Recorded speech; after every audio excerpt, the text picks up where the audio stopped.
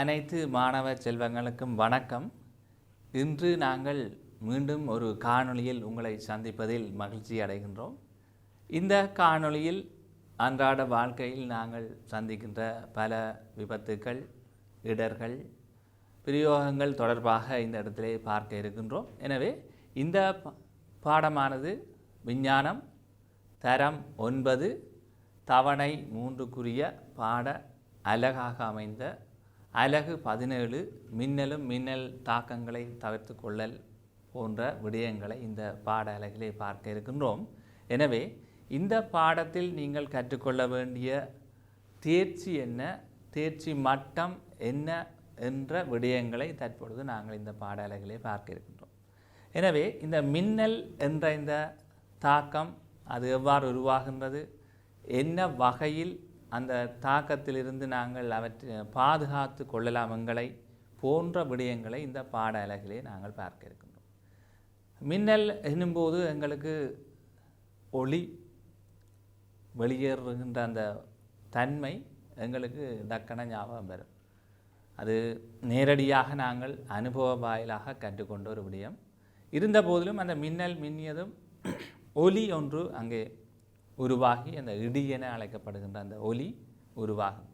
எனவே அந்த இடி என்று அழைக்கின்றதற்கும் இந்த ஒலி வேறுபாடு, அந்த மின்னல் ஒலிக்கும் இடையில் இருக்கின்ற வேறுபாடு காணப்படுவதை நாங்கள் உணர்ந்து கொள்ளக்கூடியதாக இருக்கும். ஏனெனில் முதலில் ஒளி வரும், வெளிச்சம், பின்னர் தான் அந்த இடி ஓசை எங்களுக்கு கேட்கின்றது. அதற்கு காரணம் என்ன என்பது தொடர்பாகவும் இந்த இடத்திலே நாங்கள் நோக்க வேண்டும். ஏனெனில் ஒளியினுடைய வேகம் உயர்வாக இருப்பதனால் அது எங்களுடைய கண்ணை வந்தடைகின்றது. முதலில் சத்தத்தினுடைய வேகம், பயணம் செய்கின்ற வேகம் குறைவாக இருப்பதனால் அது தாமதமாக வந்தடைகின்றது, எங்களுடைய காதுகளை வந்தடைகின்றது. இதுவே அதற்கான பிரதான காரணம். இருந்த போதிலும் நாங்கள் இந்த விடயத்திலே தற்பொழுது இந்த பாடத்துக்குள்ளே செல்லலாம். நாங்கள் வெளிக்கிட்டு வீட்டிலிருந்து ஒரு கூடுதலான மழை உயர் அளவிலே பெய்கின்ற போது நாங்கள் வெளிக்கிட்டு வந்து கொண்டிருக்கின்ற போது வழியிலே அவதானமாக இருப்போம். அவ்வாறு பயணிக்கின்ற போது திடீரென இந்த ஒலி இடி மின்னல் போன்ற அந்த செயற்பாடுகள் நடைபெறுகின்ற போது நாங்கள் எவ்வாறு எங்களுடைய நிலையிலிருந்து தளர்ந்து அதனை உணர்கின்ற போது எங்களுக்கு ஒரு மாற்றம் உடலில் ஏற்படுகின்றது.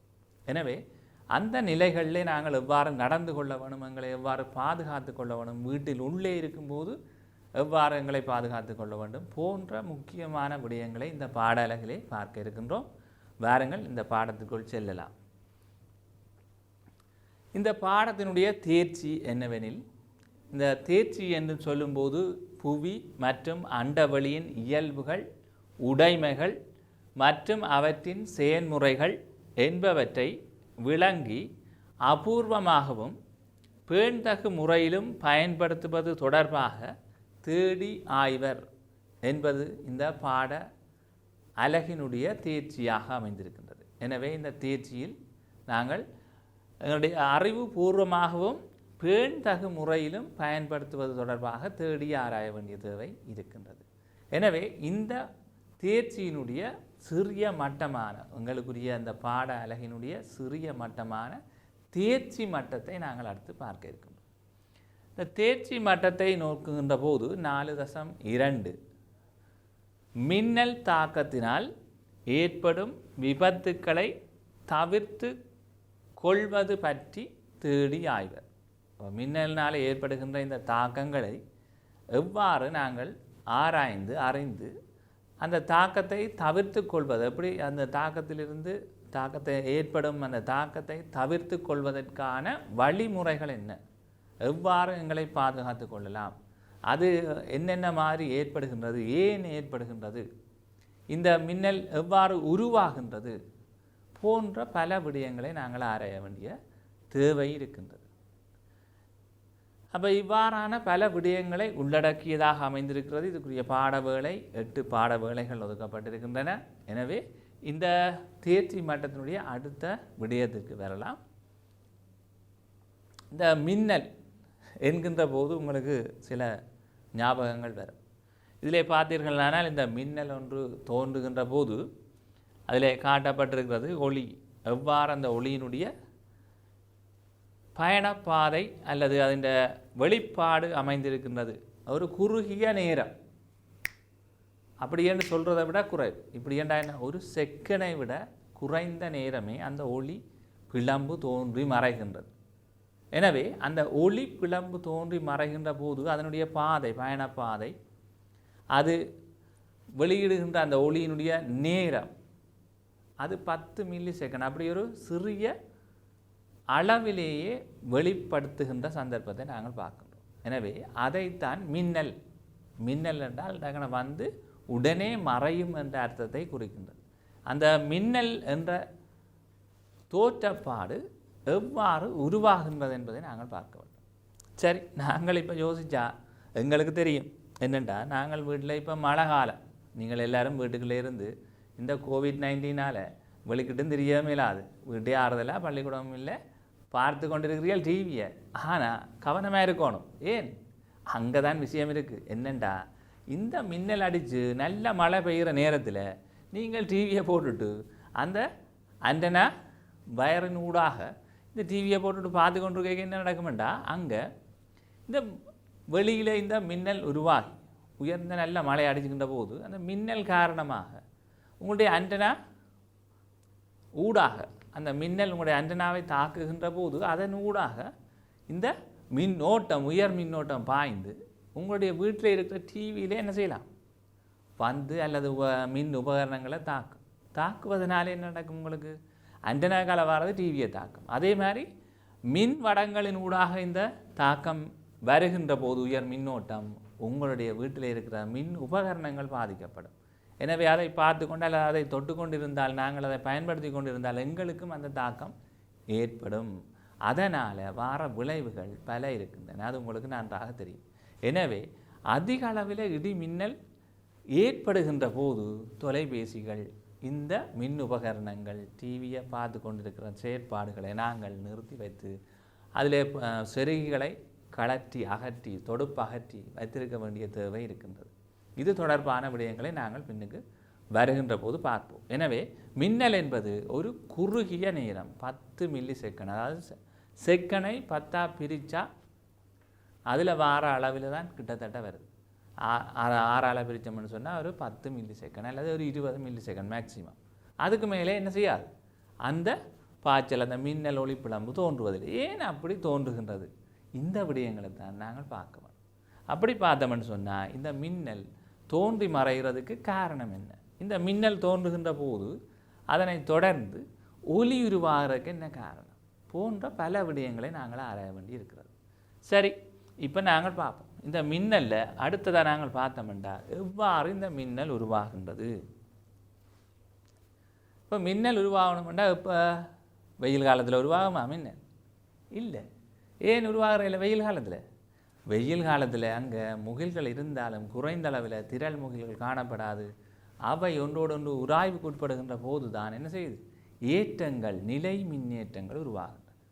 அந்த நிலை மின்னேற்றங்கள் உருவாவதனால் இந்த மழை முகில்கள், திரள் முகில்களிலே காணப்படுகின்ற நீர் துகள்கள் மற்றும் நீர் பளிங்குகள் என்று சொல்லப்படுகின்ற சின்ன துகள்களையும் ஒன்றோடொன்று இந்த முகில்கள் நகருகின்ற போது, காற்றினால் உராய்கின்ற போதும் அதன் மீது என்ன ஏற்றங்கள் உருவாகின்றன, நிலை மின்னேற்றங்கள். அந்த நிலை மின்னேற்றங்களுடைய அளவு அதிகரிக்கின்ற போது அந்த முகில்கள் காணப்படுகின்ற அந்த நிலை மின்னேற்றத்தின் அளவு உயர் பெருமானத்தை அடைகின்ற போதுதான் அவை ஒரு இடத்தில் இருந்து இன்னும் ஒரு இடத்திற்கு பாய்ந்து அந்த ஏற்றம் பரிமாற்றம் அடைகின்ற சந்தர்ப்பம் ஒன்று ஏற்படும், பாய்ந்து செல்கின்ற சந்தர்ப்பம். அவ்வாறு செல்கின்ற போதுதான் இங்கே மின்னல் என்ற அந்த செயற்பாடு, மின்னல் என்று சொல்லப்படுகின்ற அந்த நிகழ்வு நடைபெறுகின்றது. எனவே இந்த மின்னல் நடைபெறுவதற்கு காரணமாக அமைவது நிலை மின்னேற்றங்கள். எனது நிலை மின்னேற்றங்கள் என்ற அந்த விடயம் முக்கியமானதாக அமைகின்றது. அந்த நிலை மின்னேற்றங்கள் உருவாகின்ற போதுதான் இந்த மின்னல் உருவாகுவதற்கான சாத்தியக்கூறு இருக்கின்றது. எனவே மழை காலங்களிலே தான் அதிக அளவில் திரள் முகில்கள் உருவாகின்றன. மழை முகில்களில் காணப்படுற நீர் துகள்கள் இந்த முகில்கள் ஒரு முகிலுக்குள்ளேயே ஏற்றங்கள் அவற்றின் உராவினால் ஏற்பட்டு ஏற்றங்கள் வேறுபட்ட ஏற்றங்கள் நேர் மறையண்ட நிலை மின்னேற்றங்கள் இருக்கின்ற நீங்கள் படிச்சிருக்கிறீர்கள் ஏற்கனவே பாடத்தில். எனவே முதல் தரமிட்டு முன்னுக்கு இருந்த அலகுகளிலே நாங்கள் கற்றிருக்கின்றோம். எனவே நிலை மின்னேற்றங்கள் 2 வகை காணப்படுகின்றது. ஒன்று நேர் ஏற்றம், இரண்டாவது மறை நிலை மின்னேற்றம். இந்த 2 வகையான மின் ஏற்றங்கள் காணப்படுகின்ற போதுதான் உராய்வு ஏற்படுகின்ற போது, ஒன்றோடொன்று துகள்கள் உராய்கின்ற போது அவற்றிலே நேர் ஏற்றங்களும் மறை ஏற்றங்களும் தோன்றுகின்றன. இதனை நாங்கள் சீப்பை வச்சு உறைஞ்சி போட்டு தலைமையில தொட்டு 8ஆம் ஆண்டில் 7ஆம் ஆண்டில் பார்த்துருப்பீங்க. ஒரு சின்ன சின்ன என்னத்தை பேப்பர் கடதாசிகளை ஒட்டுதாண்டு பார்க்க தூக்கி பார்த்துருப்பேன். அப்போ அதில் தெரிஞ்சிருக்கும் விளையாட்டாக செய்திருப்பீங்கள. என்ன அதில் பார்த்தீங்கன்னா விளையாட்டாக செய்யல ஒட்டுதா இல்லையா ரெண்டு செய்து உறைஞ்சி போட்டு வச்சு தூக்குப்பட்டால் ஒட்டுப்பட்டு கொண்டு வரதை நாங்கள் பார்க்கலாம். அவ்வாறான செயற்பாடுகள்லாம் செய்து பார்த்துருக்கீங்க. அப்போ நிலை மின்னேற்றம்டா என்ன, உரோஞ்சுவதால் நாங்கள் நிலை மின்னேற்றங்களை உருவாக்கலாம் என்று படிச்சிருக்கிறோம். தூண்டலினால் உருவாக்கலாம். இப்படி பல்வேறு 3 வழிமுறைகளில் நாங்கள் இந்த நிலை மின்னேற்றங்களை உருவாக்கலாம். அதே மாதிரியான நிலை மின்னேற்றம் உருவாகின்ற சந்தர்ப்பம் எங்கே என்று சொன்னால் இந்த முகில்களில் நடைபெறும். இப்போ முகில்களில் நடைபெற்றால் நாங்கள் என்ன செய்ய போகிறோம், எவ்வாறு இது உருவாகுது, நேர்மறை நிலை மின்னேற்றங்கள் அந்த இடங்களில் உருவாகின்ற போதுதான் இங்கே அந்த ஏற்றங்களுக்கு இடையில் இருக்கிற கவர்ச்சி விசை காரணமாக இந்த ஏற்றங்கள் பாய்ச்சலுக்கு உட்படுகின்றன. அந்த வேளையிலே தான் மின்னல் தோன்றுகின்றது. சரி, அப்போ இந்த மின்னல்ட அமைப்பை பாருங்கள். இதில் ஒரு மலை முகில் காட்டியிருக்கிறோம். அந்த மலை முகிலில் நேர் ஏற்றங்கள் மேலே காணப்படுகிறது. கீழே இருக்கின்ற அந்த முகில்களில் மறை ஒன்றில் நேர் தோன்றினால் அடுத்த பகுதி அதுக்கு அதோட உராய்வுக்கு உட்பட்ட மற்ற பகுதியில் மறை நிலை மின்னேற்றங்கள் உருவாகும். இது நியதி. ஆகவே இந்த இடத்திலே நாங்கள் இந்த விளக்கம் உங்களுக்கு போதுமானது. இந்த இலத்திறன் தொடர்பாக இதனுடைய மேலதிக விடயங்களை நாங்கள் அடுத்து வருகின்ற உங்களுடைய தரங்களிலே நீங்கள் கற்றுக்கொள்ளக்கூடியதாக இருக்கும். இந்த மின்னல் அதிக எப்படி உருவாகுதுன்றதை நாங்கள் வரைவிலக்கணப்படுத்தி கட்டாயம் நீங்கள் எழுத வேணும். ஏனெண்டா எழுதினாத்தான் உங்களுக்கு ஞாபகத்தில் இருக்கும். அதனால் நாங்கள் இதில் இந்த மின்னல் என்ற விடயத்தை குறிப்பிட்டா என்ன என்றதை குறித்து கொள்ள வேணும். அப்போ நீங்கள் இப்போ என்ன செய்கிறீங்கன்னா இந்த மின்னல் என்றா என்ன என குறித்து கொள்ளலாம். பாருங்கள், அதிகளவு ஏற்றங்கள் மேகங்களில் ஒன்று திரள்வதனால் வழியினூடாக மின் கடத்தப்படுவதனால் வழியினூடாக மின் கடத்தப்படுவதனால் மின் இறக்கம் அடைதல் மின்னல் எனப்படும். அப்போ அதிகளவு ஏற்றங்கள் மேகங்களில் ஒன்று திரள்வதனால வழியினூடாக கடத்தப்படுகின்ற நிலைமை தோன்றுகின்ற போது அங்கே மின் இறக்கம், அந்த ஏற்றங்கள் ஒரு இடத்துலேருந்து இன்னொரு இடத்துக்கு பாய்ஞ்சு அந்த ஏற்றங்கள் ஒன்றோடு ஒன்று சேர்வதனாலே அவை நடுநிலை அடைகின்ற செயற்பாடு நிகழும். அந்த பாய்ச்சல் நடக்கின்ற போது அதை நாங்கள் சொல்லுவோம் மின் இறக்கம் அடைகின்ற அந்த செயற்பாட்டை மின்னல். சரியா? அப்போ மின்னல் என்பது ஏற்றங்களின் பாய்ச்சலினால் உருவாகின்றது என்பதை நாங்கள் விளங்கிக் கொள்ள வேண்டும். இது எங்கே நடைபெறுகிறது? இந்த மின்னல் எங்கே உருவாகும்? யோசிச்சு பாருங்க ஒருக்கா. எங்கே உருவாகும்? அது உருவாகிற இடம் எங்கே? அந்த மின்னல் என்பது நாங்கள் சாதாரணமாக இருக்கிற பாவிக்கிற எங்களுடைய மின்னோட்டங்களில் வார மின்னழுத்த வேறுபாடு அளவை விட பல மடங்கு உயர்வானது. மிக உயர்ந்த அளவில் இருக்கிறதாலான் அவ்வளவு தூரத்தில் இருந்தாலும் பாஞ்சு என்ன செய்து கீழே வந்து நிலத்தை அடையுது, அல்லது முகில்களுக்கு இடையில் அந்த ஏற்ற பாய்ச்சல் நடக்குது, அல்லது அந்த முகில்களில் இருந்து வழிக்கு அந்த பாய்ச்சல் நிகழ்கிறது. இவ்வாறு மின்னல்கள் வெவ்வேறு வகைகளாக இருக்குது. அதை நாங்கள் இன்றைக்கி பார்க்க போகிறோம். சரி, இப்போ இந்த மின்னல்ண்டா என்னென்னு பார்த்துட்டோம். இனி இந்த மின்னல்ன்ற வகைகள் என்னென்ன இருக்குது, எவ்வாறான வகைப்படுத்துகிற மின்னல்களை, அந்த மின்னல்களின் இறக்கமடைகின்ற அந்த மின்னல் உருவாகி இறக்கமடைந்து போகிற முறையின் அடிப்படையில் நாங்கள் மின்னல்களை வகைப்படுத்தி இருக்கிறோம். அதில் பார்த்தோம்னா முதலாவது முகில் மின்னல். என்னது முதலாவது? முகில் மின்னல். என்ன முகில் மின்னல்? முகில் மின்னல்ன்றார், முகிலையே காணலை என்று இதுக்குள்ளே இருட்டாக இருக்கிறபடியாக உங்களுக்கு முகில் தெரியல. அப்போ முகில் மின்னல் என்னென்றால் 2 முகில்களுக்கு இடையில் ஒன்றோடி ஒன்று அந்த 2 முகில்களும் உராய்வு அடைகின்ற போது உருவாகின்ற அந்த நிலை மின்னேற்றங்கள் ஒன்றில் நேரேற்றம் இருந்தால் மற்ற முகிலில் மறையேற்றம் காணப்படுகிறது. ஒன்றில் நேரேற்றம் மற்றதில் மறையேற்றம். அப்போ அவை உறைஞ்சுகின்ற போது உராய்வடுகின்ற காற்றினாலே முகில்கள் என்ன செய்யும்? வேகமாக மழை முகில்கள் நகர்வதை நீங்கள் அவதானித்திருப்பீர்கள்.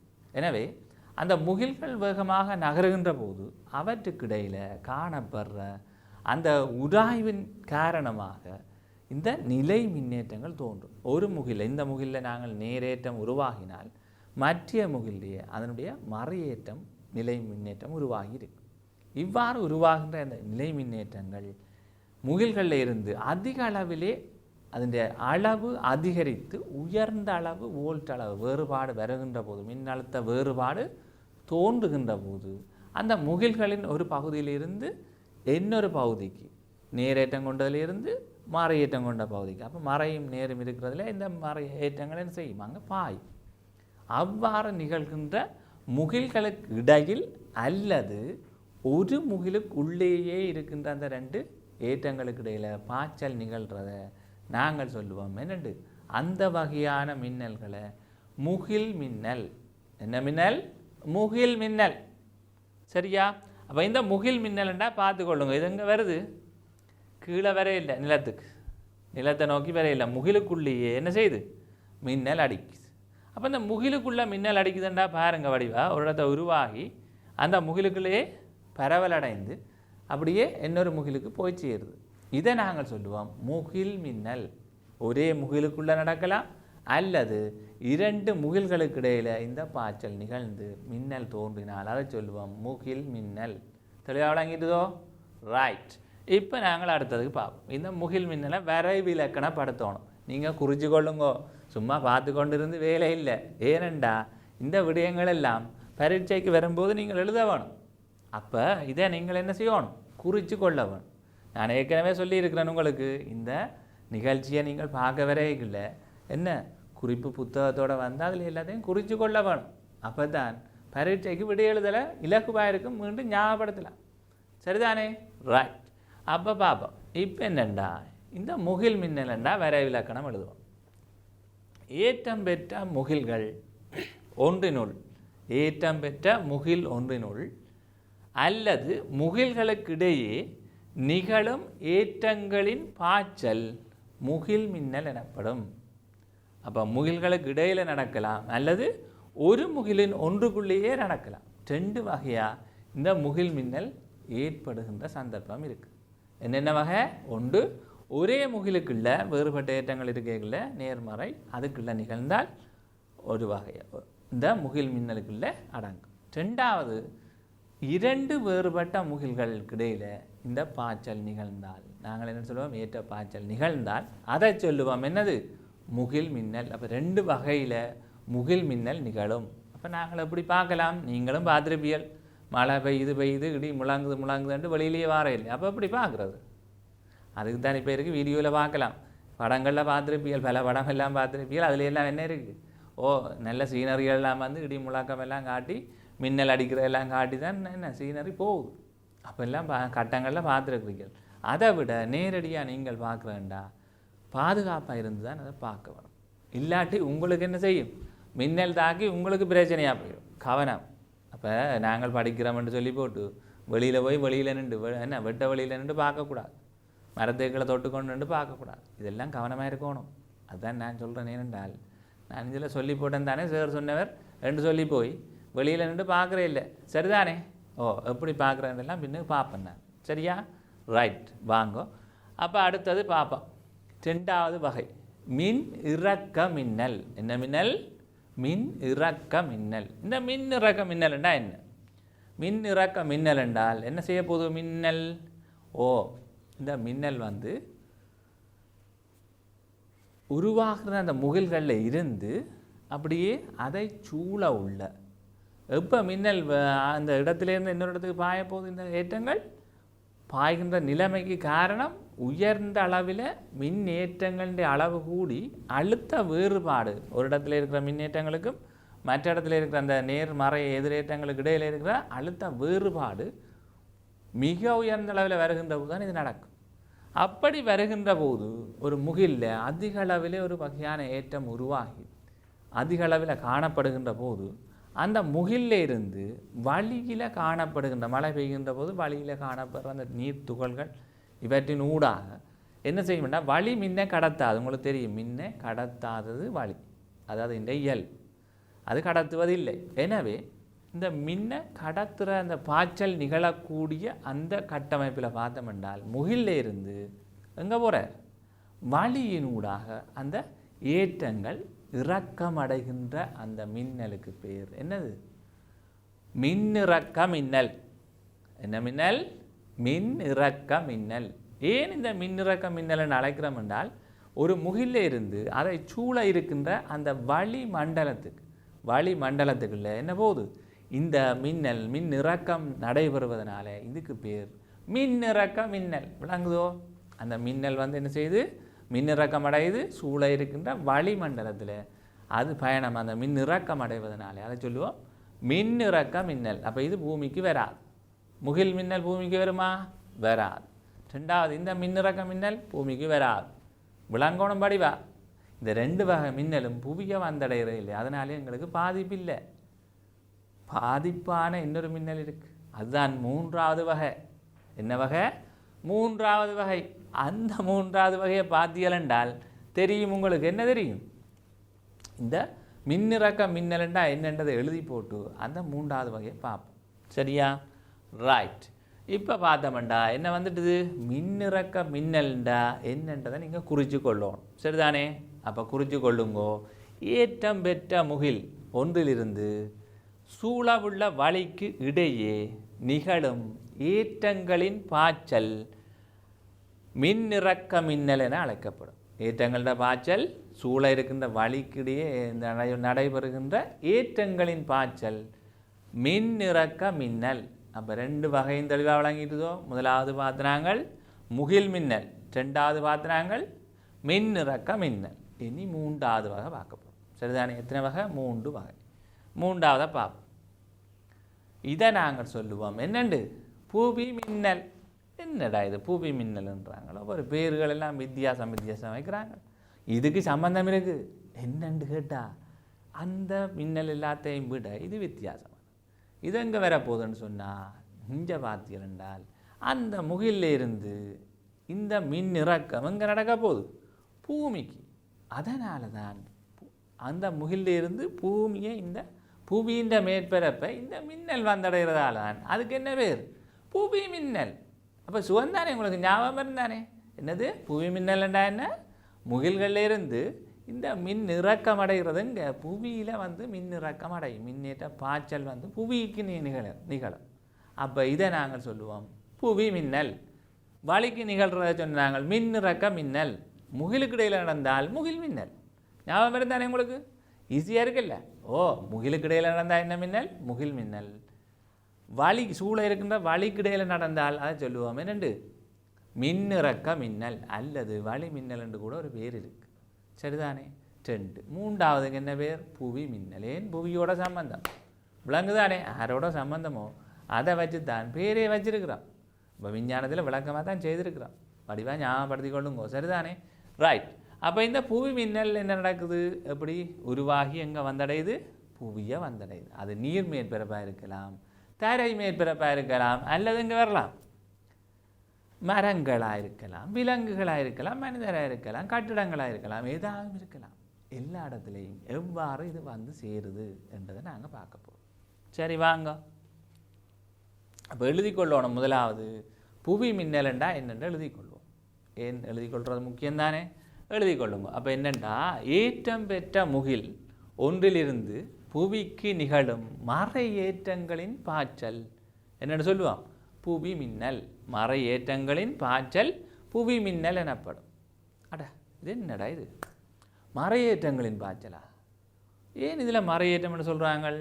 இதில் தான் விஷயம் இருக்குது. என்னென்னா, முகிலில் உருவாகின அந்த நேரேற்றத்துக்கு எதிராக தூண்டலினால் அந்த ஏற்றங்களுடைய அளவு கூட கூட நடுநிலையான இந்த பூமியின் மேற்பரப்பில் இருந்து என்ன செய்யும், அந்த ஏற்றங்களுக்கு எதிராக இங்கே அதில் உருவான ஏற்றங்களுக்கு எதிரான நீர் ஏற்றங்கள் இந்த மேற்பரப்பை வந்தடையும். சரிதானே? அப்போ நேர் ஏற்றங்கள் இங்கே காணப்படும், முகிலில் மறையேற்றம் இருக்கும். அந்த மறையேற்றம், அதாவது இலத்திரன்கள் அங்கே இருந்து என்ன செய்யும், பாய்ந்து எங்கே வந்தடையும்? புவியை வந்தடையும். எப்போ வடையிறதுக்கு வழி மின்ன கடத்தாது, வழியின் ஊடாக பாஞ்சு செல்றதுக்குரிய சின்ன சின்ன துகள்களான பிறகு அந்த நீராவி துணிகைகளினூடாக பயணம் செய்யக்கூடியதாக இருக்கின்ற அந்த நீர் துகள்களினூடாக பயணம் செய்யக்கூடிய நிலையை உருவாக்கி உயர் வோல்ட்டளவு வருகின்ற போது தான் அது இந்த பாய்ச்சலின் மூலம் புவியை வந்தடையும். அப்போ புவியின் மேற்பரப்பில் இருக்கிற தூண்டலினால் உருவாகிற நீரேற்றம், முகிலில் இருக்கிற மறையேற்றம் அங்கே இருந்து பாஞ்சு என்ன செய்யும்? ஓடி வந்து அங்கே சேருவார், இந்த நீரேற்றத்தை வந்தடைந்து நடுநிலை அடைவார். அப்போ இதைத்தான் நாங்கள் சொல்கிறோம் என்னென்று புவி மின்னல். விளங்குதோ வடிவா? ராய். அப்போ இந்த புவி மின்னலில் நாங்கள் எழுதி கொண்டு இருக்கிறோம் எங்கள் முகிலில் இருந்து புவியை வந்தடைகின்ற மறையேற்றங்களின் பாய்ச்சல். வடிவா ஞாபகம் வச்சு கொண்டுங்க, மறையேற்றங்களினுடைய பாய்ச்சல். இலத்திரன் வந்து மறையேற்றம், அங்கே பாய்ஞ்சு ஓடக்கூடியதாக இருக்கிறான் அவர் தான். என்னது? மறையேற்றங்களின் பாய்ச்சல். குறித்து வச்சுக்கொள்ளணும். ரைட், சரி. அடுத்தது பார்ப்போம், இந்த புவி மின்னல் எப்படி உருவாதுன்றதுக்கான விளக்கம் தான் இதில் சொல்லியிருக்கு. என்ன விளக்கம் பாருங்க. ஏற்றங்கள் ஒரு முகிலில் உருவாகினாலும் அங்கே நேர் மறையண்டு இருக்குது. இதுக்கிடையிலே அடுத்ததாக பார்த்தோம் என்றால் இந்த ஏற்றங்களில் இந்த மறையேற்றத்துக்கு எதிராக தூண்டலினால் இங்கே புவியின் மேற்பரப்பில் என்ன உருவாகுது? நேரேற்றங்கள் தோன்றுகின்றது. இதை சொல்லுவோம் தூண்டலினால் உருவாகின்ற நிலை மின்னேற்றங்கள். தொடுகையினால் உருவாகலாம், சரிதானே, உரோஞ்சுவதால் உருவாகலாம். மூன்றாவது வகை என்னது? தூண்டுதலால் உருவாக்க முடியும் நிலை மின்னேற்றங்கள். அப்போ நாங்கள் இந்த தூண்டலினால் இந்த மேற்பரப்பில் வார ஏற்றங்களை நோக்கித்தான் என்ன செய்யும்? இந்த முகிலில் இருந்து புவிக்கு மின் ஏற்ற பாய்ச்சல், மறை மின்னேற்ற பாய்ச்சல் நிகழும். அந்த பாய்ச்சலுக்கு தான் நாங்கள் என்ன பேர் வச்சுக்கிறோம்? புவி மின்னல். அப்போ ஏன் மின்னல் உருவாகின்றதுக்கு முதல் காரணம் நிலை மின்னேற்றம். நிலை மின்னேற்றம் எப்படி வந்தது? அது என்ன எதிருக்கு?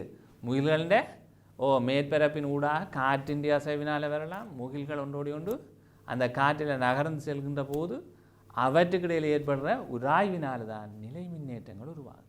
அப்போ முக்கியமாக இந்த நிலை மின்னேற்றம் காரணமாக இருக்குது. நிலை மின்னேற்றம் எப்படி உருவாகுதுன்னு உங்களுக்கு தெரியணும். அடுத்தது அது ஏன் இங்கே புவிக்கு வருதுன்னு விளங்கும். இவ்வளவு தெரிஞ்சால் உங்களுக்கு மின்னல் தொடர்பான அடிப்படையான விளக்கங்கள், எண்ணக்கருக்கள் உருவாகி இருக்கும். சரியா? ரைட். இப்போ நாங்கள் பார்ப்போம். அப்போ இந்த புவி மின்னல் எவ்வளவு அளவில் வருகின்ற போது நிகழும் என்றதை பார்ப்போம். இப்போ அதில் பார்த்தீங்கன்னா முதலாவது புவி மின்னலில் அழுத்த வேறுபாட்டை பார்த்தோம்னு சொன்னார். அந்த நிலை மின்னேற்றங்களால் உருவாகின்ற அந்த அழுத்த வேறுபாடு பார்த்தோம்னு சொன்னால் 10 மில்லியன் வோல்ட். சாதாரண வோல்ட் எவ்வளவு? எங்கட சும்மா பேட்டரின்னு 1.5. அதே மாதிரி எங்களோட மற்ற வோல்ட் அளவுகளை நாங்கள் அளவிட்டால் எங்களோட மின்னோட்டத்தின் அளவை எங்களோட வீட்டு மின்சுற்றில் பார்த்தோம்னா 240. பெரிய டவரில் பார்த்தோம்னு சொன்னால் மின்ன கடத்துகிற பெரிய கோபுரங்களில் பார்த்தீங்கன்னா 33,000 அப்படி என்று இருக்குது. ஆனால் அந்த அளவில் இங்கே நடக்கிறத பார்த்தீங்கன்னா உங்களுக்கு தெளிவாக தெரியும் எவ்வளவு? 10 மில்லியன் வோல்ட் அளவில் இந்த வேறுபாடு வருகின்ற போது. ஏனென்று சொன்னால் அந்த தூரத்தை பாருங்கள். புவியின் மேற்பரப்பில் இருந்து இந்த மலை முகில்கள் இருக்கின்ற மேற்பரப்பு பல கிலோமீட்டர் கணக்கான இடைவெளி. அவ்வளோ இடத்தையும் கடந்து இந்த மின் ஏற்ற பாய்ச்சல் நிகழ்கின்றது என்பதை நிகழணும் என்று சொன்னால் இந்த மாதிரி அழுத்த வேறுபாடு உயர்வான பெருமானத்தில் இருக்கின்ற போது தான் அது நிகழும். அழுத்த வேறுபாடு குறைஞ்சால் அதன் தூரம் என்ன செய்யணும்? இடைவெளி வந்து அதுக்கிடையில் இருக்கிற இடைவெளி குறைவாக இருக்கின்ற போது தான் பாயும். அப்போ நாங்கள் பார்க்கலாம். அடுத்தது பாருங்க, ஒரு மின்னலில் அந்த மின்னல் நிகழ்வதற்கு பாய்கின்ற அந்த நேரம், மின் இறக்கம் நிகழ்கின்ற நேரம் வந்து இவ்வளவு வித்தியாசம் இருந்தாலும் 10 மில்லி செகண்ட். இவ்வளவு 10 மில்லி செகண்ட். அப்போ 10 மில்லி செகண்ட்னா ரைட் டக்குண்டங்களை இப்படி சுண்டி முடிக்கிற கடையில் அதுக்குள்ளே இருக்கிறதுல 6ல் ஒரு பங்கு. எனவே அந்தளவு நேரம் தான் ஒளிர போகுது. அடுத்தது பாருங்க, மின் ஓட்டம் ஆம்பியர் வந்து எவ்வளவு? 25,000 ஆம்பியர். சாதாரணமாக எங்களுக்கு எவ்வளவு? குறைந்த ஆம்பியர் தான் பயன்படுத்துகிறோம். 25,000 ஆம்பியர்னா என்ன செய்யும்? மிக உயர்ந்த அளவிலான ஓட்டம். எனவே சாதாரண இந்த வயர்களின் ஊடாக கடத்த முடியாத அளவுக்கான பெரிய ஓட்டமாக இருக்குது. அதனால் வயர்களெல்லாம் உருகும். அதிൻ്റെ ஒரு பகுதி தான் எங்களுக்கு தாக்கும். மின்னல் தாக்கல முழுக்களும் அப்படியே தாக்குறதா இல்லை. பெரிய மரங்களில் விழுந்தால் என்ன செய்யும்? மரங்கள் அதன் ஊடாக பச்சை மரம் கடத்துகின்ற போது இந்த ஏற்றங்களை நிலத்தை நோக்கி உயர்ந்த அளவில் இருக்க அந்த உயரமான பகுதியில் எது கிட்டே இருக்கோ அதுக்கு தான் இந்த மின்னேற்ற பாய்ச்சல் நடைபெறும். அப்போ மரங்கள் என்ன செய்யும்? உயர் அளவில் மின்னோட்டத்தை கடக்க ஹீட் ஆகி என்ன செய்யும்? எரிய ஆரம்பிக்கிற சந்தர்ப்பங்களும் இருக்குது. அப்படி நிகழ்வுகள் நடைபெற்றிருக்கு. சரியா? ராய். இப்போ வெப்பநிலை எவ்வளோ வரும் பாருங்க. திடீரென்று ஒரு 10 மில்லி செகண்டில் எவ்வளோ வெப்பநிலை வரப்போகுது? 30,000 பாகை. எவ்வளவு? சூரியன் மேற்பரப்பின் வெப்பநிலையை போல 6 மடங்கு உயர்ந்த வெப்பநிலை என்னையும் ஒரு 10 மில்லி செகண்டுக்கு தான் பாருங்க. கன நேரம் வந்து நிற்காது. எவ்வளவு? 10 மில்லி செகண்ட். அப்போ அந்த 10 மில்லி செகண்டில் வந்து 30,000 பாசிக்கு வந்து குறைஞ்சி வந்துடும் பழைய நிலைக்கு. விளங்குதோ? அப்போ இவ்வளவு விஷயம் இருக்கிறதால தான் என்ன இது அந்த விடயத்தை நாங்கள் கவனிக்க வேணும். அடுத்ததை பார்ப்போம். இந்த மின்னலில் என்ன மாதிரி நாங்கள் என்ன மாதிரி உருவாக்கி பார்க்கலாம்ட்டு. சரிதானே? நாங்கள் என்ன செய்யலாம்? எவ்வாறு உருவாக்கி பார்க்கலாம்ட்டு. சரியா? அப்போ எவ்வாறு உருவாக்கி பார்க்குறதுன்னு சொன்னால் நாங்கள் என்ன செய்யணும்? இந்த இதில் அது கண்டு நாங்கள் என்ன செய்கிறோம்? இண்டக்ஷன் கோயில் எங்களை தூண்டல் சுருளை பயன்படுத்தி ஒரு 6 வோல்ட் தான் கொடுக்க போகிறோம். பேட்டரியால் 6 வோல்ட்டாக கொடுத்தா இந்த அமைப்புக்கு தான் பேர் தூண்டல் சுருள். என்னது? தூண்டல் சுருள். இந்த தூண்டல் சுருளில் இதுக்குள்ளே தான் என்ன இருக்குது? தூண்டல் சுருள் இருக்குது. செப்பு கம்பியால் சுத்தப்பட்டிருக்கு. 2 வகையான சுருள்கள் காணப்படுது. ஒன்றில் குறைந்த மின்னோட்டத்தை கொடுத்து குறைந்த மின்னோட்டம் குறைந்த வோல்ட் அளவை கொடுத்து நாங்கள் சுற்றுக்கள் எண்ணிக்கை அதிகரிப்பதன் ஊடாக உயர்ந்த வோல்ட் அளவு வேறுபாட்டை அதாவது வந்து அதுக்கிடையில் உருவாக்கி அதுக்கிடையில் பாய்ச்சலை தொடர்ச்சியாக இல்லை விட்டு விட்டு மின் பாய்ச்சலை ஏற்படுத்த போகிறோம். சரிதானே? அதுக்கு தான் இந்த கருவியை பயன்படுத்துகிறோம். இதை சொல்லுவோம் என்னென்று? தூண்டல் சுருள். என்னது? தூண்டல் சுருள். அப்போ இதில் இந்த தூண்டல் சுருள் என்ற அந்த அமைப்பில் காணப்படுற செப்பு கம்பி சுருள்களோட அமைப்பு தொடுசாவி காணப்படுது. அங்கால மின் இணைப்பு செய்கிறதுக்கு ஆளி காணப்படுது. முனைகள் காணப்படுது. இப்போ இந்த முனைகளை பார்த்தோம்னு சொன்னால் நாங்கள் என்ன செய்யலாம்? இதில் வேறுபாடுகள் இருக்குது. இந்த முனைகள் 2க்கும் இடையில் தான் இந்த பாய்ச்சல் நிகழப்போகுது. அப்போ நாங்கள் இப்போ என்ன செய்கிறோம் என்றால் இதில் எங்களோட ஏசியில் இருந்து டிசி அதாவது வந்து ஆடலோட்ட மின்னோட்டம் எங்களோட உயர் வோல்ட் அளவு 240 இருந்து 6 வோல்ட்டாக மாற்றி டிசி நேரோட்டத்தை பெற்றுக்கொள்கிறோம். இதில் அதுக்கு தான் இந்த அமைப்பு. 2வது தான் இது. அப்போ இதில் இருந்து நாங்கள் பெற்றுக்கொள்கிறது என்னது? இந்த அமைப்பை பார்த்தோம்னு சொன்னால் எங்களுக்கு காணப்படுறது என்னது? ரைட். அப்போ இதில் இணைப்பு இணைச்சிருக்குது. வேறு இதில் இருந்து நேர் இங்கே இணைக்கிருக்கு. மறை வந்து இங்கால இணைச்சிருக்கிறோம். அப்போ இந்த அமைப்புக்கு பேர் தூண்டல் சுருள். இந்த தூண்டல் சுருளில் ஆளி இதில் காணப்படுது. இணைப்புகள் இங்கேயும் இங்கேயும் வழங்கப்பட்டிருக்கு. இந்த ஆளியை நான் இயக்கினால் இதன் ஊடாக மின்னோட்டம் வந்து இதன் ஊடாக தொடர்ச்சியாக இல்லாமல் விட்டு விட்டு போகின்ற போது இங்கே உயர் அளவில் இந்த மின் பாய்ச்சல் நிகழும். அதைத்தான் பார்க்க போகிறோம். அப்போ இது ஒரு செயற்கையான ஒரு மின்னல் மாதிரியான செயற்பாடு. இதில் பார்த்தீங்கன்னா இந்த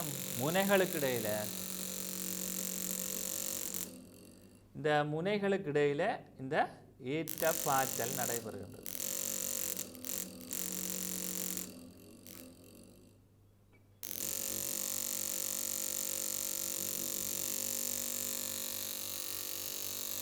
இந்த நிறத்தை நீங்கள் வடிவாக பார்க்கலாம். இந்த நீல நிறத்திலே இந்த பாய்ச்சல் மின் ஏற்ற பாய்ச்சல் நடைபெறுகின்றது. எனவே இதை நாங்கள் சொல்லுவோம் ஒரு செயற்கையாக நாங்கள் ஒரு மின் பாய்ச்சல் ஒன்றை நிகழ்த்துகின்றோம். எனவே இந்த மின் பாய்ச்சலினாலே ஏற்படக்கூடிய விளைவுகளை நோக்கலாம் நாங்கள். சரிதானே? அப்போ தெளிவாக பார்த்துருப்பீங்கள். இதுதான் தூண்டல் சுருள். இந்த முனைகளுக்கு இடையில் தான் இந்த பாய்ச்சல் நடைபெறுகின்றது. அப்போ இந்த தூண்டல் சுருளை பயன்படுத்தி ஒரு மின்னல் உருவாகிறதுக்குரிய அடிப்படை அந்த தோற்றப்பாட்டை நேரடியாக பார்க்க முடியும். சரியா? நேரடியாக பார்க்க முடியும். எனவே இந்த தூண்டல் சுருளிலே நாங்கள் எவ்வாறு ஒரு மின்னல் ஏற்படுகின்ற போது நடைபெறுகின்ற அந்த மின் பாய்ச்சல் என்ற செயற்பாட்டை இந்த 2 முனைகளுக்கும் இடையிலே நிகழ்த்தி இந்த தூண்டல் சுருளின் மூலம் நிகழ்த்தி பார்க்கக்கூடியதாக அமைந்திருந்தது. எனவே இது ஒரு சிறிய ஒரு அமைப்பு. இதுக்கு பேர் என்ன? தூண்டல் சுருள். அப்போ ஒரு மின்னல் எவ்வாறு உருவாகின்றதுன்றதை நாங்கள் பார்க்குறதுக்கு இந்த மாதிரி ஒரு சின்ன கட்டமைப்பை நாங்கள் நோக்கலாம். அதில் மற்றதை பார்த்துக்கொள்ளுங்கோ. இன்னும் ஒரு சின்ன விஷயம் இருக்குது. எனவே நாங்கள் இப்பொழுது ஒரு சின்ன விடயத்தை அவதானிக்க இருக்கின்றோம். அதாவது இந்த தூண்டல் சுருளொன்றிலே நடைபெறுகின்ற இந்த மின் இறக்க பாய்ச்சல், இந்த பாய்ச்சல் நிகழ்கின்ற போது அதற்கிடையிலே நடைபெறுகின்ற மாற்றம், அந்த பாய்ச்சலுக்குள்ளே நாங்கள் இந்த பொருள் ஒன்றை உள்ளுக்கு செலுத்துகின்ற போது என்ன நிகழ்கின்றது என்பதை தற்பொழுது பார்க்கலாம். அப்போ எவ்வாறு இந்த பாய்ச்சல் நிகழ்கின்ற போது ஏற்படுகின்ற விளைவை நாங்கள் இப்பொழுது நோக்கலாம். எனவே இந்த விளைவை தெளிவாக பாருங்கள். இப்பொழுது ஒலி உருவாகின்றது, தீப்பற்றுகின்றது. எனவே நீங்கள் பார்க்க வேண்டும், இந்த பொருள் தீப்பற்றக்கூடிய விளைவை தருகின்றது. எனவே இது கவனமாக நாங்கள் செய்ய வேண்டிய ஒரு விடயம், இது கவனமாக கையாள வேண்டும். இதில் ஏற்படுகின்ற அந்த மின் பொறியினாலே இலகுவாக தீப்பற்றக்கூடிய சந்தர்ப்பங்கள் இருக்கின்றது. எனவே இந்த விடயத்திலே நாங்கள் நோக்கினால் உயர்ந்த அளவிலே இந்த வோல்டேஜ் அளவு உயர்வாக இருக்கின்ற போது, நாங்கள் மிக மென்மையான பொருட்களை வைக்கின்ற போது தீப்பொறி, கிட்டத்தட்ட இந்த தீப்பொறி என்று அழைப்போம். எனவே தீப்பற்றுகின்ற சாத்தியக்கூறுகள் அதிக அளவில் இருக்கின்றது. இது சாதாரண டிஷ்யூ பேப்பராக இருந்தது. ஒரு கடுதாசியை கூட என்ன செய்யும், ஓட்டை, அதாவது துவாரம் அடைந்து அதன் ஊடாக பாய்ச்சல் நிகழ்கின்ற போது அது தகனத்துக்குள்ளாகின்ற சந்தர்ப்பம் இருக்கின்றது. பார்க்கலாம் நாங்கள் மீண்டும் ஒரு தடவை இந்த ஒரு பேப்பர் ஒன்றின் ஊடாக என்ன செய்கின்றது.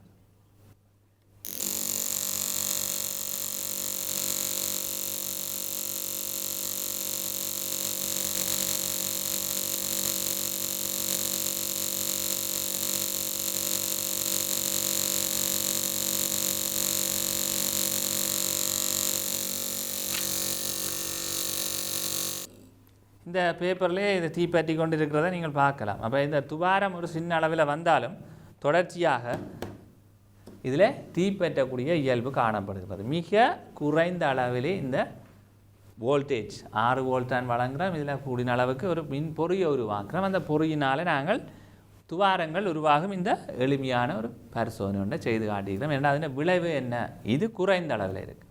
ஆனால் இங்கே நாங்கள் பார்க்குறது இது மின்னல்ன்ற மிக உயர்ந்த அளவு 10 மில்லியன் வோல்ட், 25,000 ஆம்பியர். அப்போ என்ன செய்யும், அது பாஞ்சால் அதுக்குள்ளால் எங்களால் என்ன செய்யலாது, உயிரோடு இருக்கையில். அதே எங்களோட உடலின் ஊடாக கடத்துகின்ற இயல்பு, ஏனென்றால் இதில் காணப்படுற பதார்த்தங்கள் நீர் அயன்கள் காரணமாக எங்களோட உடலின் ஊடாக இது பாய்கின்ற இயல்பு உயர்ந்த அளவில் நிகழக்கூடியதாக இருக்கிறது. சரிதானே? அப்போ நாங்கள் இப்போ பார்த்தது இந்த தூண்டல் சுருள், இந்த கட்டமைப்பை நீங்கள் பார்த்துருக்கின்றீர்கள். அப்போ மின்னல் உருவாகிறதுக்குரிய அடிப்படையான ஒரு விஷயத்தில் நாங்கள் இன்றைக்கு செயற்பாடு ரீதியாக பார்த்துருக்கோம். இதே மாதிரி இந்த மின் ஏற்றங்கள் எவ்வாறு உருவாகின்றன உரோஞ்சுவதனாலே என்றதை நாங்கள் பார்க்குறதுக்கு இன்னும் ஒரு கட்டமைப்பை இப்போ நாங்கள் நோக்க போகிறோம். இந்த அடுத்த கட்டமைப்பு என்ன என்பதை நாங்கள் இப்போது பார்க்கலாம். எனவே வாங்க அந்த விடயத்தை பார்ப்போம். மாணவர்களே, நாங்கள் இப்பொழுது ஒரு அதாவது நிலை மின் பிறப்பாக்கி, அதாவது நிலை மின்னேற்றங்களை உருவாக்குகின்ற ஒரு பிறப்பாக்கி அமைப்பை இங்கே பார்த்து கொண்டிருக்கின்றோம். இதனுடைய பகுதிகளாக இதிலே காணப்படுகின்றது உலோக மேற்பரப்பை கொண்ட ஒரு கோளம். அதன் கீழே காணப்படுவது இந்த பிளாஸ்டிக் நாடாவை கொண்ட ஒரு கட்டமைப்பு. இதை சுழற்றுவதற்காக இந்த சுழற்சியும் காணப்படுகின்றது. இவற்றை இயக்குவதன் ஊடாக இங்கே இந்த மேற்பரப்பிலே காணப்படுகின்ற இந்த பொலித்தீன் நாடாவின் ஊடாக உராய்வு நிகழ்கின்ற போது அங்கே நிலை மின்னேற்றங்கள் உருவாகின்றன. அந்த நிலை மின்னேற்றங்கள் இந்த கோள வடிவான இந்த உலோக மேற்பரப்பினை வந்தடைகின்றன. இந்த மேற்பரப்பை வந்தடைகின்ற அந்த ஏற்றங்கள் என்ன மாற்றங்களை செய்கின்றது என்பதை நாங்கள் பார்க்கலாம். எனவே இந்த மாற்றங்களை அவதானிப்பதற்காக நாங்கள் இப்பொழுது இந்த விடயத்தை அவதானிக்கலாம், என்ன நடைபெறுகின்றது. இப்பொழுது நான் இதை சுற்றி கொண்டிருக்கின்றேன், நீங்கள் பார்த்து கொண்டிருக்கிறீர்கள். இங்கே பாருங்கள், இந்த இடத்திலே இதிலே திடீரென இந்த பொறி பறந்து கொண்டிருப்பதை நீங்கள் அவதானிக்கலாம். தெளிவாக பார்த்திருப்பீர்கள். ஏனென்றால் இந்த பொறிகள் மேற்பரப்பில் இருந்து இந்த சிறிய உலோக கோள பந்திற்கு பாய்ந்து செல்வதை தெளிவாக அவதானித்திருப்பீர்கள்.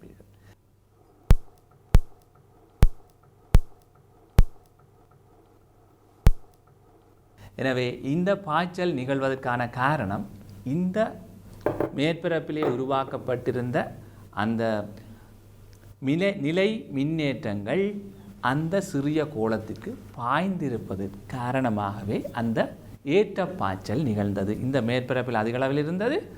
சின்ன கோலத்தில் காணப்பட்ட மேற்பரப்பை நோக்கி இந்த ஏற்றங்கள் பாய்ந்ததை நாங்கள் அவதானித்திருக்கின்றோம். எனவே இது ஒரு தூண்டலினால் உருவாக்கப்பட்ட நிலை மின்னேற்றம் இங்கே உருவாகி இந்த ஏற்றங்கள் அங்கே பாய்ந்திருக்கின்றன. ஏற்றம் இங்கிருந்து அங்கு பாய்ந்து இருக்கின்றன என்பதை நாங்கள் அவதானிக்கலாம். தொடர்ந்து நாங்கள் இந்த ஏற்றங்களினுடைய விளைவினால் எவ்வாறான மாற்றங்களை இன்னும் செய்து பார்க்கலாம். உங்களுக்கு அனுபவங்கள் இருந்திருக்கும். நான் இப்பொழுது அந்த அனுபவங்களில் ஒன்றை உங்களுக்கு செய்து காட்ட இருக்கின்றேன். பாருங்கள், இப்பொழுது இந்த நிலை மின்னேற்ற உருவாக்கியில் என்ன மாற்றம் நடைபெறுகிறது? என்னுடைய சின்ன அவதானிப்பை பாருங்கள். என்னுடைய தலைமயிரை அவதானித்துக் கொள்ளுங்கள். தெளிவாக பாருங்கள் என்னுடைய தலைமயிரிலே நடைபெறுகின்ற மாற்றத்தை.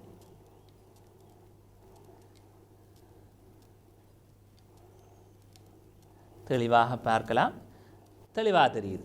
இதே நாங்கள் மீண்டும் ஒரு கால் இந்த தடவை இன்னொரு தடவை செய்து பார்ப்போம். ஏன் இந்த மாற்றம் நடக்குது? இது என்ன, இது மேஜிக்காக இருக்குது? இன்னொருக்கா செய்து பார்ப்போம். உண்மையாக தான் வேலை செய்தா ஒருக்கா செக் பண்ணி பார்ப்போமே. இந்த மிஷினில் என்ன உருவாகிருக்குது? நிலை மின்னேற்றம் இங்கே தலைமயிர் காணப்படுது. நாங்கள் ஒருக்கா திருப்பி செய்து பார்ப்போம். என்ன? ஓ பாருங்க, மெல்ல மெல்ல சுத்துறன் என்ன செய்யுது? தலையை திருப்பி பார்க்குறேன். ஓ தலையில் ஏதோ புல் அரிக்கிற மாதிரி இருக்குது. இங்கே பாருங்க, தெளிவாக தெரியுதோ? இதுதான் விஷயம். பார்த்தீங்களா எப்படி இருக்குது? இங்கே பாருங்க வடிவா. அப்படித்தான் இருக்குது விஷயம். என்னண்டா தலையை மயிரை என்ன செய்திருக்கு? அப்படியே எழும்பி வந்திருக்குது. இப்போ பாருங்க, நான் திருப்பி அமர்த்தினா தான் பழைய நிலைக்கு வருது. அமர்த்தினா என்ன செய்கிறோம்? எங்களோட தொடுகையில் ஏற்றங்கள் எங்களோட கை கடத்தப்பட்டு நடுநிலையாக்கப்படுது. எனவே தலைமயிர் மீண்டும் பழைய நிலைக்கு வருகின்றது. அப்போ எங்களோட உரோமங்கள் ஏற்றங்களினால் என்ன தூண்டலில் இந்த மாற்றத்தை நாங்கள் அவதானிக்கலாம். இதை நீங்கள் வீட்டிலையும் என்ன செய்திருக்கலாம்? உங்களுடைய வீடுகளிலையும் இந்த பிளாஸ்டிக் கதிரைகள் உராய்வுகள் இந்த மேற்பரப்புகளிலே இந்த மேற்பரப்பில் அயன் பண்ணுகின்ற போது உடைகள் இந்த மேற்பரப்பிலே போன்றவற்றில் வர முடியும். எனவே நாங்கள் இந்த விடயத்தை அவதானித்ததை ஞாபகத்தில் வைத்துக்கொண்டு ஏனைய பகுதிக்கு செல்லலாம். எனவே நாங்கள் இந்த பரிசோதனைகள் பலவற்றை பார்த்திருக்கின்றோம். இந்த விடயங்களை அவதானித்து கொண்டு எங்களுடைய அடுத்த விடயங்களுக்கு வருவோம். இதிலே பார்த்த தூண்டல் சுருளை தொடர்ந்து அடுத்ததாக அதனுடைய அமைப்பு, தூண்டல் சுருள் காணப்படுகின்றது, இந்த முனைகள் காணப்படுகின்றன, இணைப்பு எவ்வாறென காட்டப்பட்டிருக்கிறது. எனவே இதையும் பார்த்து அறிந்து கொள்வதற்காக இந்த இடத்திலே காட்டியிருக்கின்றேன். இந்த விடயத்தையும் அவதானித்து கொள்ளுங்கள். தொடர்ந்து நாங்கள் அடுத்த விடயமாக இந்த எங்களுடைய ஸ்பார்க் ப்ளக் என்று சொல்லுவோம், எங்களுடைய இக்னிஷியன், அதாவது எரிபொருள் தாங்கிகள் பிஸ்டனிலே பயன்படுத்தப்படுகின்ற இந்த ப்ளக்கை அவதானிக்கலாம். அதிலேயும் இவ்வாறான பாய்ச்சல் மூலமே தீப்பொறிகள் உருவாக்கப்பட்டு தகனம் நடைபெறுகின்றது. தொடர்ந்து மின்னல் தாக்குகின்ற போது அதனுடைய முறைகள் என்ன, எவ்வாறு வந்தடைகின்றன என்பதற்கேற்ப இந்த முறைகளை நாங்கள் அவதானிக்க வேண்டியிருக்கிறது. அதிலே முதலாவது முறை நேரடி மின்னல், இரண்டாவது பக்க பாய்ச்சல் மின்னல், மூன்றாவது தொடுகை மின்னல், நான்காவது படிமுறை மின்னல் என 4 வகையாக வகைப்படுத்தலாம். முதலாவது நேரடி மின்னல். இந்த நேரடி மின்னல் மரம், கட்டடம், மனிதன் ஊடாக நேரடியாக அதன் ஊடாக பயணம் செய்து நிலத்தை அடையுமாயின் அதனை நாங்கள் சொல்லுவோம் நேரடி மின்னல். அப்போ நேரடி மின்னல் எங்கள் உடலின் ஊடாக செல்லும் அல்லது மரங்கள், கட்டடங்களின் ஊடாக நிலத்தை அடையும். அடுத்தது பக்கப்பாய்ச்சல் மின்னல். இந்த பக்கப்பாய்ச்சல் மின்னல் என்பது நாங்கள் ஒரு பொருளின் ஊடாக நிலத்தை வந்தடைகின்ற அந்த மின்னல், உதாரணமாக ஒரு மரம் அல்லது ஒரு கட்டிடத்தின் ஊடாக நிலத்தை வந்தடைகின்ற மின்னலை நாங்கள் கிட்ட அதற்கு அண்மையாக இருக்கின்ற போது எங்களுடைய உடல் கடத்துகின்ற ஆற்றல் கூடுதலாக இருப்பதனால் எங்களுடைய உடலின் ஊடாக பக்க பாய்ச்சல் அடைந்து செல்வதனால் இதை நாங்கள் சொல்லுவோம் பக்க பாய்ச்சல் மின்னல். அடுத்தது தொடுகை மின்னல். தொடுகை மின்னல் எனும்போது ஒரு பகுதியின் ஊடாக பாய்கின்ற, அதாவது ஒரு பொருளின் ஊடாக நிலத்தை வந்தடைகின்ற அந்த மின்னலை நாங்கள் இடையிலே அந்த பொருளை தொடுகை உருவதனால் அல்லது தொட்டு கொண்டிருப்பதனால் அல்லது அதனை பயன்படுத்தி கொண்டிருப்பதனால், உதாரணமாக எங்களுடைய மின் உபகரணங்களை பயன்படுத்துவதனால் அந்த மின் பாய்ச்சல், அதாவது இந்த பாய்ச்சல் எங்களுடைய உடலின் ஊடாக செல்கின்ற போது அதனை நாங்கள் குறிப்பிடுவோம் தொடுகையினால் வருவதனால் தொடுகை மின்னல்.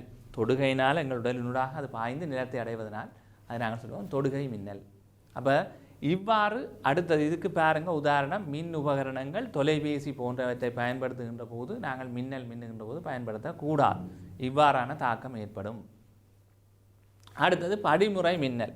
இந்த படிமுறை மின்னலை பார்த்தீங்கன்னா உயரமான மரங்கள் இருக்கின்ற போது நாங்கள் அதற்கு அண்மையாக இருக்கின்ற போது அங்கே அந்த மரத்தில் தாக்குகின்ற மின்னல் நிலத்தை வந்தடைந்து நிலத்தின் ஊடாக எங்களுடைய 2 கால்களையும் அகலமாக வைத்திருக்கின்ற போது ஒரு காலினூடாக எங்களுடைய உடலின் நுழைந்து திரும்ப மீண்டும் அடுத்த காலினூடாக நிலத்தை அடையும். இதை நாங்கள் சொல்லுவோம் படிமுறை மின்னல்.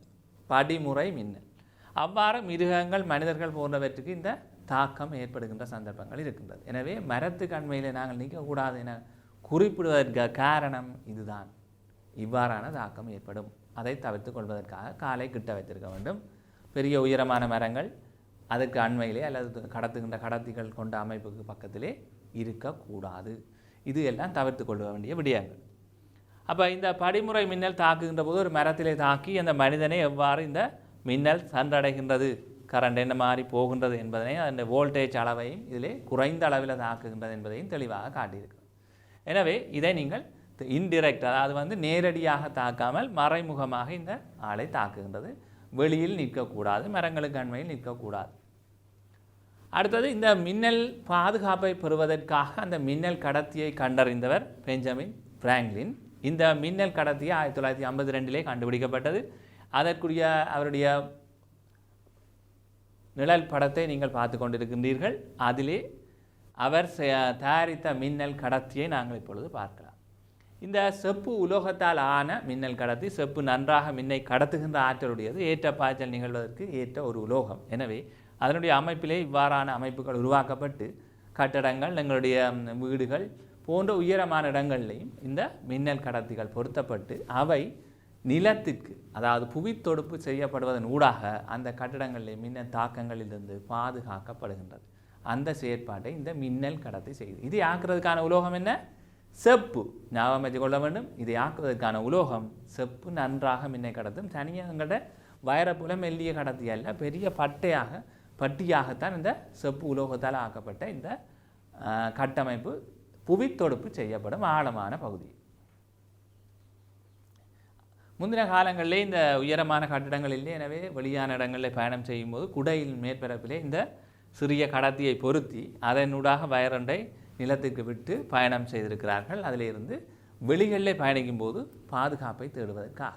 இதற்கு பதிலாக நாங்கள் வாகனங்களுக்குள் தொடுகையற்ற முறையிலே இருப்பது ஒரு பாதுகாப்பான செயற்பாடு. அடுத்து பார்த்தோம் என்றால் எங்களுடைய கட்டிடங்களிலே எவ்வாறு இணைக்கப்பட்டிருக்கின்றது. உயர்ந்த இந்த கட்டிடங்களிலே முனையிலே பொருத்தப்பட்டிருப்பது இந்த மின்னல் கடத்தி சுத்தவர இணைப்பு பொருத்தப்பட்டு பட்டிகையாக கீழே கொண்டு வரப்பட்ட அந்த செப்பு நிலத்தினூடாக புவித்தொடுப்பு செய்யப்படும். இதனூடாக கடத்தப்பட்டு புவியை வந்தடையும். எனவே உயர் வோல்ட்டளவு, அதிக ஆம்பியர் வருகின்றது மின்னோட்டம். எனவே வெப்பம் பிறப்பிக்கப்படும். அதை தடுக்கிறதுக்காக பெரிய பரப்பை கொண்ட குறுக்குவெட்டு பரப்பு உடையதாக இந்த கடத்திகள் அமைக்கப்பட்டிருக்கும். செப்பு உலோகத்தால் ஆனது, நன்றாக கடத்துவதற்கு. அடுத்து நாங்கள் நோக்கினால் எங்களுடைய எலக்ட்ரிக் லைன் வழியை தாக்குகின்ற மின்னல், அதன் ஊடாக எங்களுடைய உபகரணங்களை தாக்குவதற்கான சாத்தியக்கூறு காணப்படுகின்றது. எனவே அவ்வாறான சந்தர்ப்பங்களிலே நாங்கள் மின் சாதனங்களை தொடுப்பகற்றி பாதுகாப்பாக இருந்து கொள்வது மிகவும் சால சிறந்ததாக இருக்கும். இது ஒரு தவிர்க்கிறதுக்கான இன்னும் ஒரு வழி. அடுத்ததாக நாங்கள் நோக்கலாம், திறந்த வழிகளிலே வேலை செய்வதல் அல்லது நடமாடுதல் அல்லது விளையாடுதல் போன்ற செயற்பாடுகளே தனியாக இருக்கும்போது அந்த இடத்திலே எங்களை மின்னல் தாக்கும். எனவே அந்த அவ்வாறான இடங்களிலே நாங்கள் தனியாக மழை நேரங்களில் மின்னல் மின்னுகின்ற போது அந்த இடங்களிலே வெளிகளிலே நிற்கக்கூடாது. அதை தவிர்த்து கொள்ள வேண்டும். அவ்வாறு நின்றால் குனிந்து இருந்து கால்களை ஒட்டவாக வைத்து சிறிய உயரத்தை குறைத்து இருத்தல் சிறந்த ஒரு முறையாக கையாளப்படுகிறது.